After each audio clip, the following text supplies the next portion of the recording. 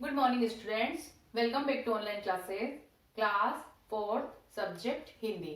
बच्चों, हिंदी में पाठ 12 हम सब सुमन एक उपवन के अभ्यास के प्रश्नोत्तर हम कर रहे थे। बच्चों, आज हम भाषा ज्ञान के प्रश्नोत्तर यहाँ पर करेंगे। ठीक है, तो भाषा ज्ञान के प्रश्नोत्तर आपको हिंदी व्याकरण की कॉपी में करने हैं। ठीक है, फिर इसके बाद में मूल्य परक प्रश्न। तो मूल्य परक प्रश्न जो है इसका मैं एक पीडीएफ बना के भेजूंगी। ठीक है, लिख कर भेजूंगी, तो उसमें से देखकर आप ये मूल्य परक प्रश्न जो है वो हिंदी फर्स्ट की कॉपी में ही करेंगे। ठीक है, तो हिंदी सेकंड की कॉपी में क्या करेंगे, भाषा ज्ञान के प्रश्न उत्तर हिंदी सेकंड की कॉपी में करेंगे और मूल्य परक प्रश्न जो है वो हिंदी फर्स्ट की कॉपी में ही करेंगे। ठीक है, तो भाषा ज्ञान के प्रश्न उत्तर में पहला प्रश्न है, निम्नलिखित शब्दों के दो दो पर्यायवाची शब्द लिखिए। ठीक है ना, तो यहाँ पर पर्यायवाची शब्द दिए गए हैं, तो पर्याय शब्दों के पर्यायवाची शब्द लिखने हैं। तो पर्यायवाची शब्द किसको कहते हैं, किसी एक ही चीज के अलग अलग जो नाम होते हैं उनको समानार्थी शब्द भी कहा जाता है। ठीक है ना, तो अलग अलग नाम है वो लिखने हैं। ठीक है, प्रश्न है, निम्नलिखित शब्दों के दो दो पर्यायवाची शब्द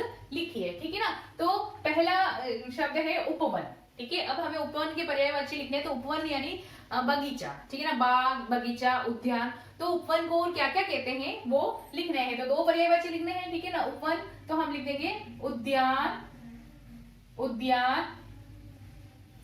ठीक है, और दूसरा पर्यायवाची क्या लिख देंगे हम, और क्या कहते हैं बगीचा, उपवन को तो बगीचा।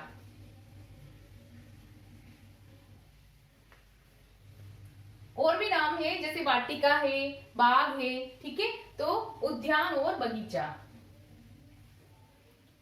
फिर उसके बाद में उर, तो उर कहते हैं हृदय को। ठीक है ना, तो हृदय, उर, वक्ष, ये उर के पर्यायवाची। तो हम यहां लिख देंगे हृदय, हृदय और हियर। ठीक है, उर की पर्यायवाची हृदय, हियर। फिर इसके बाद अगला शब्द है पवन। तो पवन के पर्यायवाची क्या होंगे, पवन के पर्यायवाची होंगे हवा।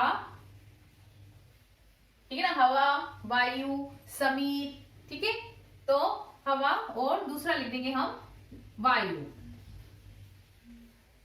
ठीक है, हवा और वायु। फिर इसके बाद अगला शब्द है सुमन। तो सुमन किसको बोलते हैं, फूलों को बोलते हैं। ठीक है ना, तो सुमन के पर्यायवाची पुष्प, कुसुम, प्रसन्न, फूल। ठीक है, तो हम लिख देते हैं फूल और पुष्प। ठीक है, फूल और पुष्प। फिर अगला शब्द है सूरज। तो सूरज के पर्यायवाची दिनकर, प्रभाकर, रवि, सूर्य। ठीक है, तो ये भास्कर, तो ये सभी सूरज के पर्यायवाची होते हैं। तो यहां पर हम लिख देते हैं सूर्य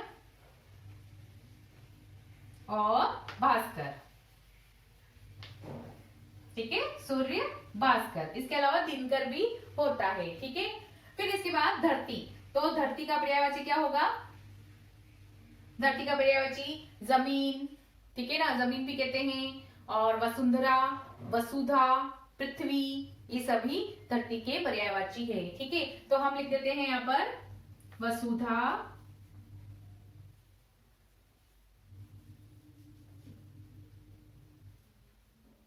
वसुधा और जमीन। ठीक है, वसुधा, जमीन।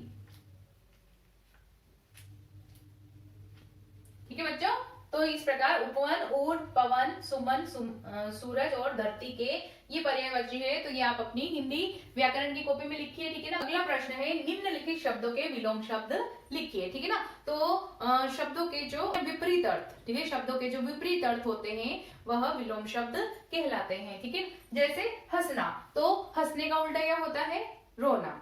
ठीक है, तो हंसना विलोम शब्द क्या होगा, हंसना का रोना, हंसना, रोना। ठीक है, जब हम बहुत खुश होते हैं तो हम हंसते हैं, और जब हम दुखी होते हैं तो रोते हैं। ठीक है, फिर इसके बाद दूसरा शब्द है सुगंध। तो बच्चों सुगंध, तो सुगंध का उल्टा क्या हो जाएगा, विलोम शब्द हो जाएगा दुर्गंध। ठीक है ना, सुगंध यानी अच्छी बू, ठीक है, अच्छी गंध, और दुर्गंध यानी खराब या बुरी गंध। ठीक है, फिर इसके बाद अगला शब्द है अनेक। तो अनेक यानी बहुत सारे। ठीक है। अनेक यानी बहुत सारे, आसमान में अनेक तारे हैं यानी आसमान में बहुत सारे तारे हैं। तो बहुत सारे इसका उल्टा क्या होगा, एक। ठीक है, तो आसमान में एक चंद्रमा है। ठीक है, तो एक अनेक, तो अनेक का उल्टा क्या हो जाएगा, एक। ठीक है, अनेक एक। फिर इसके बाद है धरती। तो धरती, तो धरती का उल्टा विपरीत शब्द क्या होता है, आकाश। धरती आकाश। ठीक है, फिर इसके बाद धनी। धनी यानी धनवान, बहुत पैसे वाला। तो पैसे वाले का उल्टा क्या होता है, निर्धन, जिसके पास पैसा नहीं हो। तो धनी का उल्टा निर्धन। निर्धन, धनी निर्धन। ठीक है, फिर इसके बाद अगला शब्द है मीठा। तो मीठा का विपरीत शब्द दो होते हैं। मीठे का उल्टा खट्टा भी होता है और कड़वा भी होता है। तो हम दोनों लिख देंगे मीठा, तो मीठे का उल्टा कड़वा और खट्टा। ठीक है, तो हंसना, रोना, सुगंध, दुर्गंध, अनेक, एक, धरती, आकाश, धनी, निर्धन, मीठा, खट्टा या कड़वा। ठीक है, तो ये विलोम शब्द आप अपनी कॉपी में लिखिए। जो तीसरा प्रश्न है, निम्नलिखित शब्दों से नए शब्द बनाइए। ठीक है, अब यहाँ पर जैसे वन, हार, रूप, सूत्र, ये कुछ शब्द दिए गए हैं। अब इन शब्दों को मिलाकर, इनमें और दूसरे शब्द मिलाकर नए शब्द बनाने हैं। जैसे वन, तो वन शब्द से क्या बनाएंगे हम, उपवन। ठीक है, उप लगा दिया तो वन में क्या बन गया, उपवन। ठीक है, बगीचा। फिर सावन, सा लगा दिया आगे तो क्या बन गया, सावन, उपवन। और प लगा देंगे वन के आगे तो क्या बन जाएगा, पवन। ठीक है, उपवन, सावन, पवन। ठीक है बच्चों, फिर इसके बाद अगला शब्द है हार। तो हार से नए शब्द बनाने हैं। तो कैसे बनाएंगे, ब लगा देंगे तो क्या बन जाएगा, बहार। ठीक है, बहार। फिर उसी प्रकार प्र लगा देंगे और हार लिख देंगे तो क्या बनेगा, प्रहार। जैसे निहार। ठीक है, बहार, प्रहार, निहार। फिर इसके बाद बच्चों अगला शब्द है रूप। ठीक है, तो रूप से नए शब्द बनाने, तो जैसे स्वरूप। ठीक है, स्वरूप। फिर प्रा लिख के रूप लिख देंगे तो क्या बन जाएगा, प्रारूप। वही रूप में हम कु लिख देते हैं आगे तो क्या बन जाएगा, कुरूप। ठीक है, स्वरूप, प्रारूप, कुरूप। ठीक है बच्चों, तो फिर इसके बाद अगला शब्द है सूत्र। ठीक है ना, तो इसमें लिखेंगे हम सूत्र शब्द में जैसे योग लिख देंगे आगे तो क्या बनेगा, योग सूत्र। ठीक है, फिर संज्ञा सूत्र और शिव सूत्र। ठीक है, वैसे तो सूत्र का अर्थ धागा होता है। अगला प्रश्न है, निम्नलिखित शब्दों के वर्ण विच्छेद कीजिए। ठीक है, अब इन शब्दों को तोड़कर इनसे वर्ण विच्छेद करने हैं, यानी कि वर्ण में स्वर तथा मात्राओं को अलग अलग करना है। तो जैसे पहला शब्द है सुमन। अब सुमन में स, उ, म, अ, न, अ। ठीक है, तो स व्यंजन है, म व्यंजन है और न व्यंजन है, और उ की मात्रा और अ इसमें स्वर है। ठीक है, तो हम कैसे इसका विच्छेद करेंगे, सबसे पहले स को देखेंगे तो स लिख देंगे। ठीक है, आधा स प्लस, अब क्या है, उ की मात्रा लगी हुई है, ये स आधा है, इसमें उ की मात्रा लगी है, छोटे उ की, तो हम लिख देंगे उ। ठीक है, फिर इसके बाद म देखेंगे तो म और अ। ठीक है, म से भी अ का स्वर निकल जाएगा तो म आधा ही रह जाएगा। ठीक है, फिर इसके बाद न, तो न और अ। ठीक है बच्चों, फिर इसके बाद है उपवन। ठीक है, अब उपवन में पहला जो अक्षर है वह स्वर ही है, उ ही है, तो हम यहाँ लिख देंगे उ। ठीक है, फिर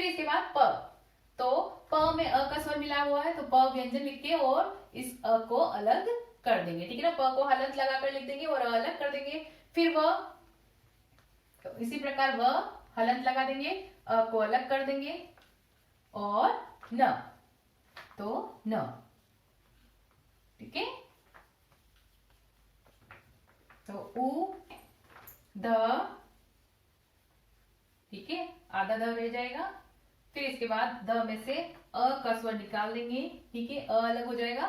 फिर र, तो र लिख देंगे, हलंत लगा देंगे, आधा र रह जाएगा।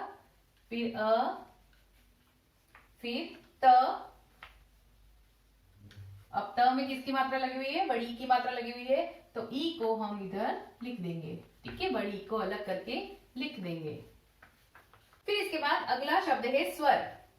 तो अब स्वर में आप देख रहे हैं ना, स जो है वो आधा ही है, इस स में कोई भी स्वर है वो नहीं मिला हुआ है, तो ये स्वर, ठीक है। इसको कैसे बोलते हैं हम, जैसे हम बोल रहे हैं तो स्वर, जल्दी से इसका उच्चारण हो रहा है, तो स को हम लिख देंगे स, हलंत लगा देंगे। उसके बाद व में हलंत लगा देंगे और अ को अलग कर देंगे, तो यह हो जाएगा व, ठीक है, व।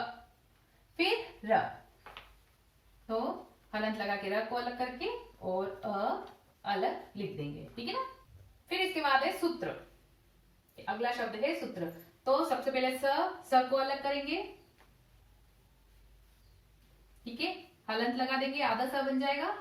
फिर बड़े ऊ की मात्रा लगी हुई है, तो ऊ अलग लिख देंगे, ठीक है।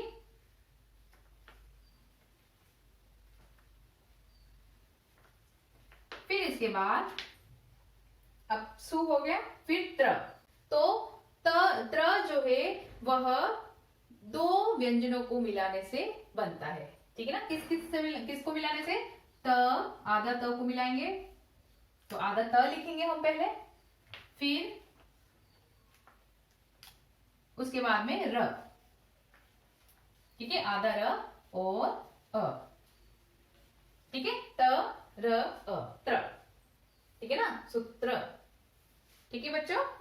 तो इस प्रकार ये अपनी कॉपी में लिखिए। प्रश्न है, कविता से निर्देशानुसार शब्द चुनकर लिखिए, ठीक है ना।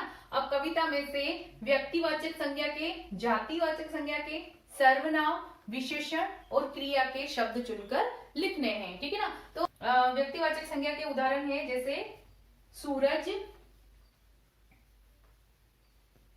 सूरज, चांद, धरती, ठीक है, धरती, ठीक है, भ्रमर,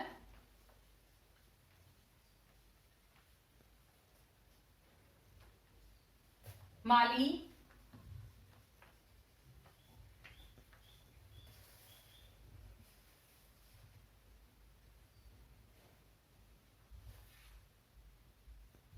उपवन, ठीक है, उपवन। फिर उसके बाद सर्वनाम शब्दों में जैसे हम, हमारी, जिसकी,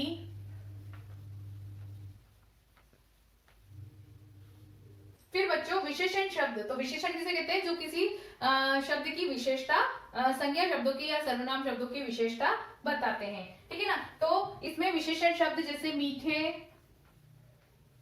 मीठे, श्रृंगार,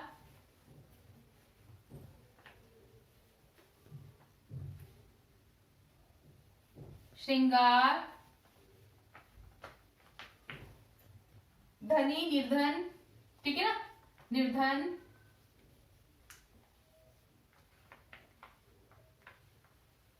ठीक है।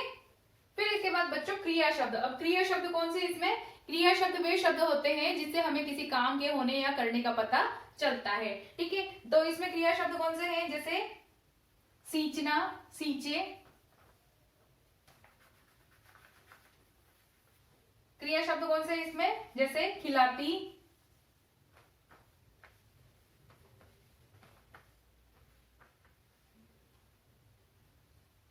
नहलाती,